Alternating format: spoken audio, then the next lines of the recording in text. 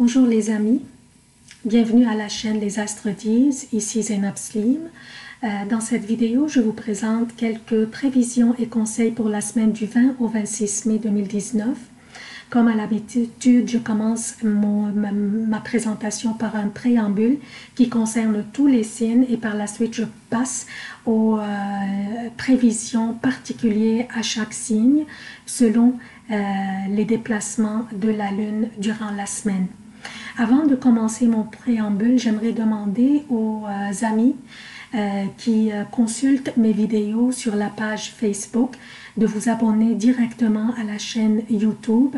C'est plus pratique, ça soutient la chaîne grandement et aussi vous pourriez recevoir des notifications à chaque fois que je télécharge une vidéo. Donc, on commence notre préambule par citer les événements significatifs de la semaine. Mardi 21 mai, la Lune entre en Capricorne. Mardi 21 mai, le Soleil entre en Gémeaux. Mardi 21 mai, Mercure aussi entre en Gémeaux. Jeudi 23 mai, la Lune entre en Verseau. Dimanche 26 mai, la Lune entre en Poisson. Les emplacements des planètes durant cette semaine: Vénus est en Taureau, Mars est dans le Cancer, Jupiter à son domicile, le Sagittaire est en rétrograde, Saturne est à son domicile Capricorne et rétrograde, Pluton est dans le Capricorne et rétrograde, Uranus est dans le Taureau, désolé pour cette petite erreur ici, le Soleil est dans le Taureau et mardi il entrera en Gémeaux, Mercure est dans le Taureau et mardi il entrera en Gémeaux aussi, Neptune est dans les Poissons. Alors, qu'est-ce que nous avons au menu cette semaine? L'événement le plus important cette semaine sera la rentrée de Mercure et du Soleil en Gémeaux mardi. Mercure entrera chez lui en Gémeaux et il va être très confortable. Dans cette semaine, la sociabilité et la vitalité intellectuelle seront au menu.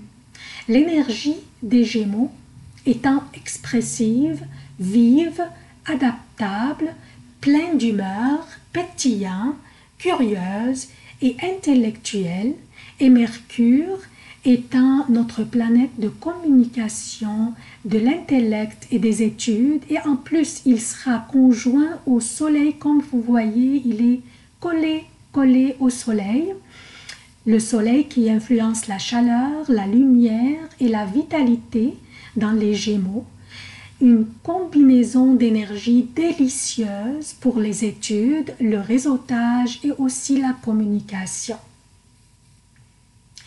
Par contre, ce que j'aimerais plutôt souligner dans mon préambule de cette semaine, c'est la pleine lune en Scorpion qui a eu lieu hier samedi et qui s'est allée sur dimanche matin aussi. Pour comprendre la nature de l'énergie de cette pleine lune qui va s'étaler sur les prochaines 2 semaines, je parle de l'énergie de la pleine lune, va s'étaler sur les prochaines 2 semaines à peu près jusqu'à que la nouvelle lune aura lieu. Il faut, pour comprendre cette énergie, il faut analyser la nature de l'énergie du gouverneur du Scorpion où avait lieu cette pleine lune. C'est qui le gouverneur du Scorpion? En fait, c'est Mars. Mars qui est présentement en Cancer. Le gouverneur du Scorpion, Mars, qui est présentement dans le Cancer, dans les premiers degrés, comme vous voyez, il est à 1,47 degré. Et le Cancer, c'est la chute de Mars. Donc Mars, il est dans sa chute présentement. Et il n'est pas du tout confortable.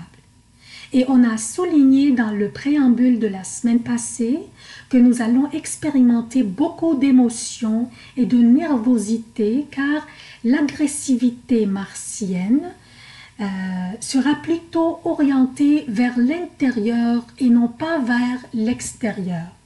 Mars étant dans les premiers degrés du cancer signifie que son énergie est à une puissance très élevée. Comme j'ai souligné dans une de mes vidéos précédentes, quand les planètes entrent dans un signe et elles sont au début du signe, dans les premiers degrés, elles s'annonceront d'une manière très prononcée et très forte pour annoncer leur présence, et leur énergie serait au plus haute puissance.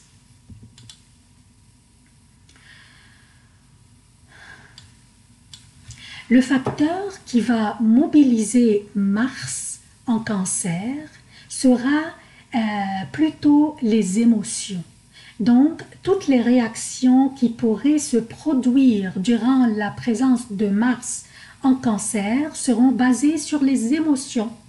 Nous aurons tendance à protéger notre sentiment de sécurité, à nous mettre sur la défensive, car nous aurons cette peur ou crainte que cette sécurité serait en péril ou est menacée peut-être.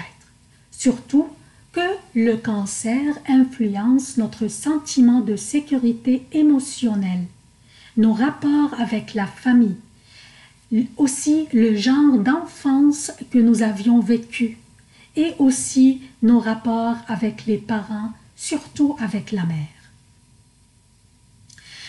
Ce qui va renforcer notre sentiment d'insécurité émotionnelle est que le gouverneur du cancer, qui est la Lune, est en chute dans le Scorpion aussi, qui influence la puissance matérielle, je parle de Scorpion, qui influence la puissance matérielle ou monétaire, vu que l'argent est une source importante de sécurité dans notre vie, qui nous donne beaucoup de puissance.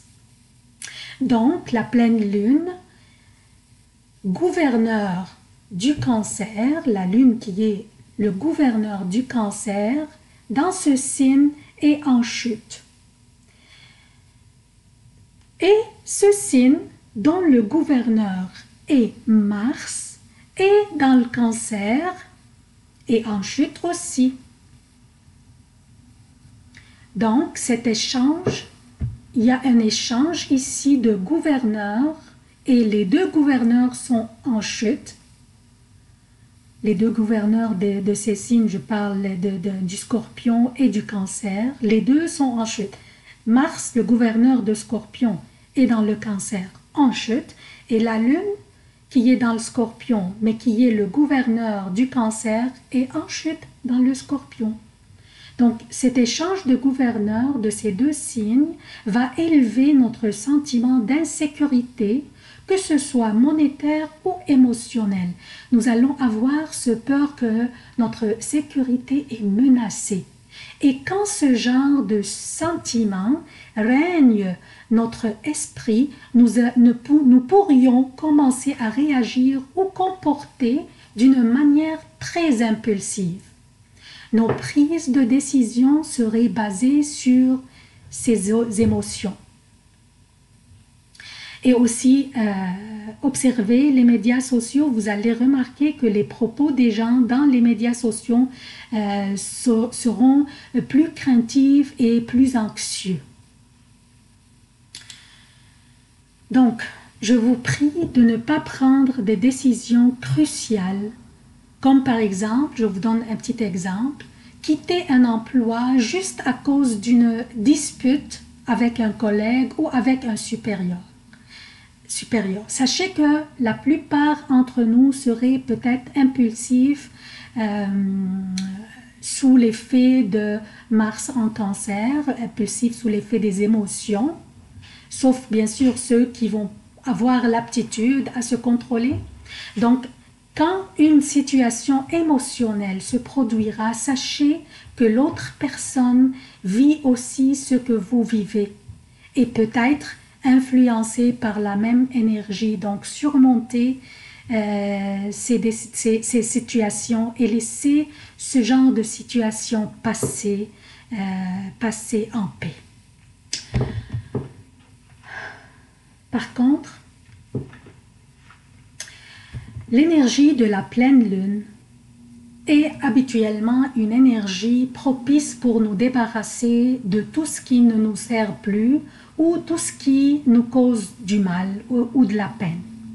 Donc, pourquoi ne pas utiliser ces énergies d'émotion causées par Mars en Cancer, combinées à l'énergie de la pleine lune en Scorpion, et pourquoi ne pas les utiliser ou bien orienter ces énergies vers le but de nous débarrasser de tous les anciens karmas que nous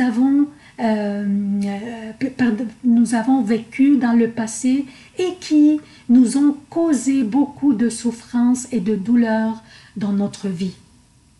Surtout que la pleine lune avait lieu en Scorpion. Ça, c'est la 8e maison du zodiaque qui correspond aux grandes crises de l'existence et à l'évolution que ces grandes crises engendrent, les choses douloureuses et les secrets cachés que nous avions enterrés profondément dans nos âmes, pensant que comme ça on pourrait les oublier, ce qui n'est pas le cas, pas du tout, car ces douleurs et ces souffrances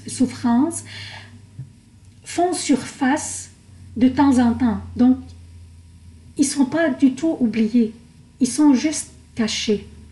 Et ça, c'est ce que la 8e maison du zodiaque représente. Les souffrances, les secrets, les douleurs cachées. Et ces douleurs font surface toujours avec la rétrogradation de Pluton et de Saturne. Donc la conjonction, en plus nous avons une conjonction de Saturne et de Pluton qui les deux rétrogradent dans le Capricorne, causant la montée à la surface des anciens karmas et des anciennes souffrances et douleurs.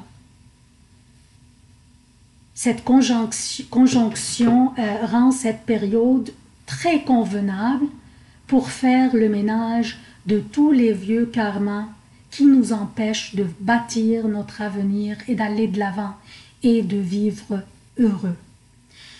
Maintenant, vous pourriez me poser la question, comment pourrions-nous faire ce ménage des vieux karmas, des vieilles souffrances et des vieilles douleurs? Ce que je vais faire, je peux vous le dire, ce que je vais faire, c'est un petit rituel que je vais faire avec toute pleine lune qui s'en vient d'ici que la rétrogradation de Pluton et de Saturne finisse vers la fin de l'année. Le rituel consiste à prendre un papier et un crayon, ouvrir cette boîte noire où on a enterré nos vieux karmas, nos vieilles souffrances et nos vieilles douleurs. Et c'est correct si ces vieilles mémoires et douleurs nous faisaient du mal dans ce processus. C'est correct.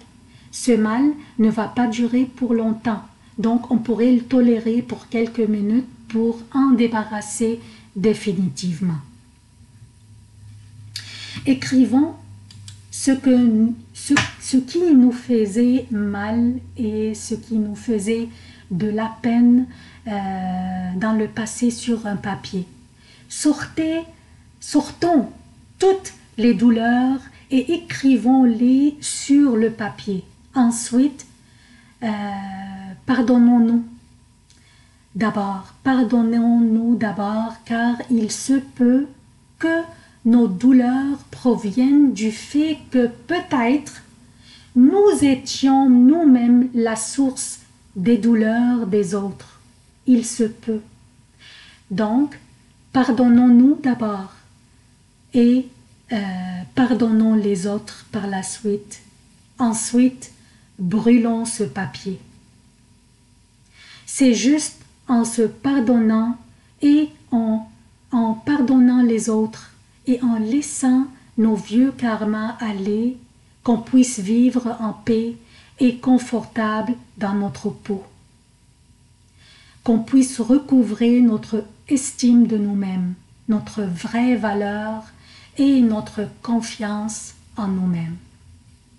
Considérons cette pleine lune une opportunité à ne pas manquer pour faire le ménage de notre âme profonde, de tout ce qui nous empêche d'aller de l'avant, de toutes les rancunes et douleurs, et pardonnons-nous d'abord, puis pardonnons les autres. Alors, le préambule est terminé. On va passer maintenant aux prévisions propres à chaque signe. Bonjour chers lions, alors je vous présente vos prévisions pour la semaine du 20 au 26 mai 2019. Je commence par lundi 20 mai, la lune passe la journée dans le Sagittaire, un signe de feu et un emplacement très favorable pour vous. C'est une journée pleine de succès. C'est la meilleure journée de la semaine durant laquelle des discussions qui serviront vos ambitions pourraient avoir lieu. Et durant cette journée, vous devriez finaliser les tâches les plus compliquées. Soyez audacieux durant cette journée, proposez vos idées et vos initiatives. Aussi, vous aurez des moments romantiques, peut-être très agréables, durant cette journée, je m'excuse, et une possibilité de gain financier aussi. Alors, essayez votre chance à la loterie. Mardi, mercredi et jeudi jusqu'à 14 h pour le Québec et mardi, mercredi et jeudi jusqu'à 20 h pour l'Europe, la lune sera dans le Capricorne, un signe de terre. Durant ces journées, évitez s'il vous plaît les conflits et les provocations. Deux journées en fait occupées et exigeantes et peut-être le stress pourrait vous causer des sautes d'humeur. Rappelez-vous que Mars en Cancer pourrait nous inciter à faire des réactions ou des commentaires un peu impulsifs et émotionnels. Alors, essayons de contrôler nos sautes d'humeur et ces réactions impulsives. La nature de l'énergie n'est pas négative, mais plutôt exigeante. Alors, il suffit que vous soyez diligent, bien organisé et bien préparé pour vos rencontres. Et ne vous épuisez pas beaucoup, surtout que les prochaines journées vont exiger de vous beaucoup de tolérance et de contrôle sur vos émotions et vos sautes d'humeur encore plus. Je parle de jeudi à partir de 14 h, vendredi et samedi pour le Québec. Et vendredi et samedi pour l'Europe, la lune sera dans le Verseau, votre 7e maison, et elle vous oppose comme vous voyez ici. Votre 7e maison est celle qui représente le partenariat personnel ou professionnel et les contrats. La lune dans votre 7e maison qui vous oppose signifie beaucoup de pression dans l'air durant ces journées. Évitez la prise des décisions critiques ou cruciales aussi et évitez les sautes d'humeur et les confrontations. Laissez tomber des petites niaiseries et ne vous fixez pas beaucoup sur des petites choses qui vous dérangent et traitez les situations délicates calmement et sachez que c'est passager. Dimanche, la lune passe la journée dans les poissons et y restera jusqu'à mardi 28 mai 14 h 30 pour le Québec et mardi 28 mai 20 h 30 pour l'Europe. C'est une période convenable pour corriger toute situation qui aurait eu lieu durant les dernières journées.